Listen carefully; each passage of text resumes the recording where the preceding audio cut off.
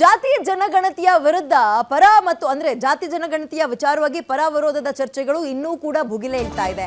Nikhil respond ಮಾಡಿದ್ದಾರೆ. ಈಗ ಜಾತಿ ಗಣತಿ ವರದಿ ವಿರುದ್ಧ ನಿಖಿಲ್ ಆಕ್ರೋಶವನ್ನು ವ್ಯಕ್ತಪಡಿಸಿದ್ದಾರೆ. ಉಪಜಾತಿಗಳ ವಿಭಜನೆಗೆ ನಿಖಿಲ್ ಕೆಂಡಾಮಂಡಲರಾಗಿದ್ದಾರೆ.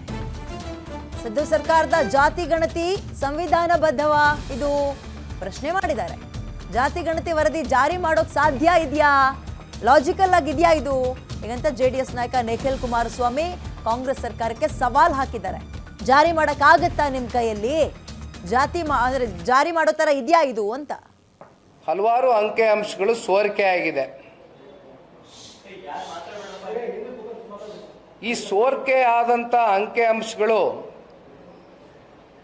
ಎಲ್ಲಿಂದ ಬಂತು, ಯಾತಕ್ಕೋಸ್ಕರ ಬಂತು, ಇದರ ಹಿಂದಿನ ಉದ್ದೇಶ ಏನಾಗಿತ್ತು ಅಂತಕ್ಕಂಥದ್ರು ಇದ್ರ ಬಗ್ಗೆ ಚರ್ಚೆ ಮಾಡಬೇಕಾಗ್ತದೆ. ಇವತ್ತು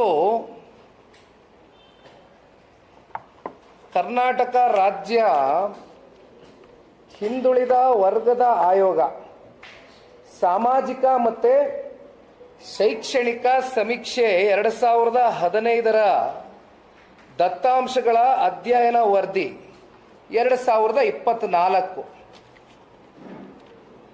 this is there in every public domain today.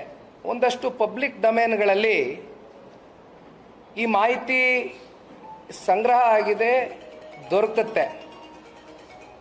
ಇದ್ರ ಒಳಗಡೆ ಇರ್ತಕ್ಕಂಥದ್ದು ಏನಪ್ಪಾ ಅಂದ್ರೆ,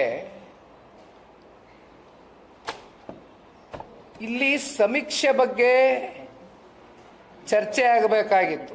ಸಾಮಾಜಿಕವಾಗಿ, ಆರ್ಥಿಕವಾಗಿ, ಶೈಕ್ಷಣಿಕವಾಗಿ ಯಾವ ಯಾವ ಸಮಾಜ, ಯಾವ ಧರ್ಮ, ಯಾವ ಜಾತಿ, ಉಪಜಾತಿ, ಉಪಪಂಗಡಗಳು ಇವೆಲ್ಲವೂ ಹಿಂದುಳಿದಿದೆ ಅಂಥವ್ರನ್ನ ಈ ಸಮೀಕ್ಷೆಯ ಮೂಲಕ ಯಾವ ರೀತಿ ಒಬ್ಬ ಕಟ್ಟಕಡೆಯ ವ್ಯಕ್ತಿ